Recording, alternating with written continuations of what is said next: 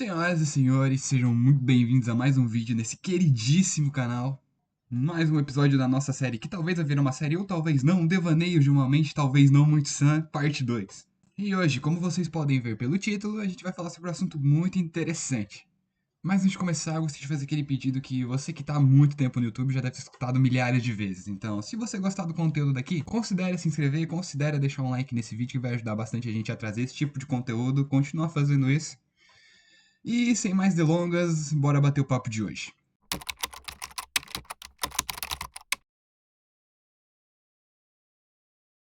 Provavelmente todo mundo aqui já passou por dezenas de casos onde ficamos de frente com certas escolhas das nossas vidas, grandes ou pequenas. Esses tipos de cenário aparecem diariamente, mesmo em forma de pequenos critérios. Ah, será que eu levanto agora ou durmo mais 5 minutos? Será que eu falto naquele meu compromisso? Será que eu fico em casa?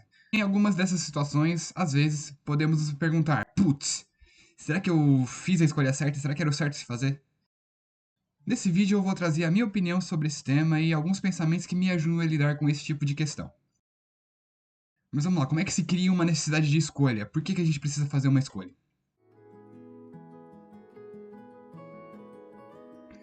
Geralmente a necessidade de se fazer uma escolha nasce de um conflito. E aqui a gente pode citar alguns conflitos, como conflito de ideias, conflitos éticos, conflitos emocionais e etc.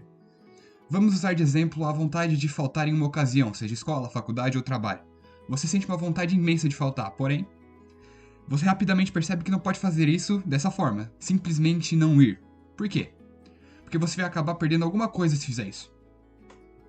Então, quando em determinado momento somos colocados diante de duas ideias diferentes, geralmente opostas, então surge a necessidade de uma posição a ser tomada em relação a isso. O que gera a imposição de uma ação, nomeada aqui por mim de escolha. Então, por definição, escolha pode ser ato ou efeito de escolher, preferência que se dá a alguma coisa que se encontra entre outras. Então, após sermos colocados de frente para isso, começa o processo de tomada de decisão. Áreas específicas do cérebro entram em ação, como o córtex pré-frontal, parte do raciocínio, controle de impulso, planejamento e provavelmente a área responsável pela parte de tomada de decisão. E também a parte emocional, que é a amígdala. Essas partes do cérebro são ativadas para levantar informações prévias, prever cenários, lembrar de experiências parecidas. Esse processo ele serve para direcionar a escolha. Algumas podem ser tomadas baseadas apenas na parte emocional da coisa, por conta de um maior estímulo de ativação dessa área. Outras podem ter mais espaço para uma racionalização. Isso vai variar de acordo com o indivíduo e a situação em que ele se encontra. Geralmente, a escolha a ser tomada se baseia em dois critérios. Ou escolhemos aquilo que nos mais beneficia, ou escolhemos aquilo que menos nos prejudica. Algo normal tendo em vista o egoísmo humano. Mas enfim, isso pode ser assunto para um outro vídeo de devaneios de uma mente talvez não muito sã. Bom, mas depois que você pensa, passa por esse processo, você chega a uma conclusão. E aqui a parte fica interessante, é aqui que eu quero chegar.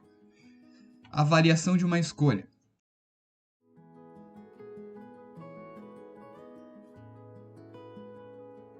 A avaliação de uma escolha pode ser feita após a vivência de suas consequências.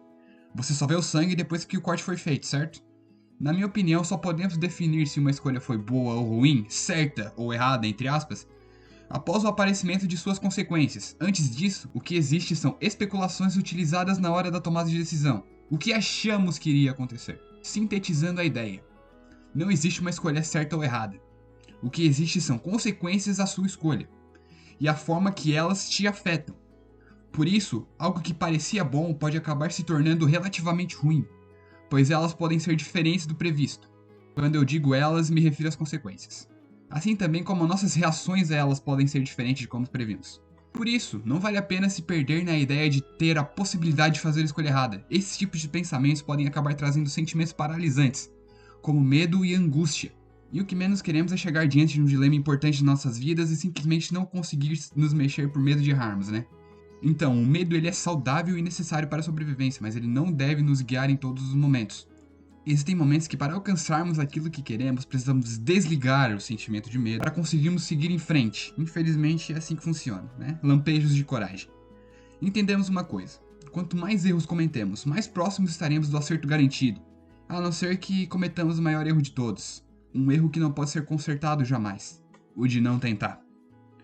Então, para concluir essa ideia, para você chegar onde você quer chegar, você vai precisar fazer escolhas difíceis.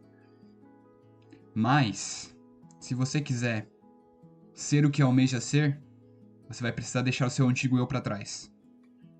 E talvez isso não seja tão agradável.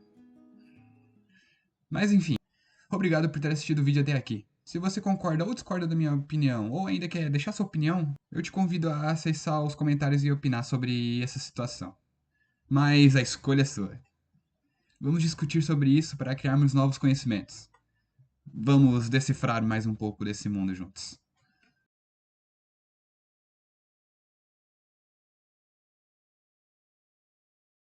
Como córtex pré-frontal. Como córtex pré-frontal. Falei certo? Como o córtex pré-frontal. Frontal. Como córtex pré-frontal. Não, aí é foda. Como córtex pré-frontal. Frontal. Como córtex pré. Como córtex pré. Porra! Quando, em um determinado momento, somos colocados diante de duas ideias diferentes, geralmente opostas, mas nem sempre opostas. Não, porra, aí eu me contradisse, caralho.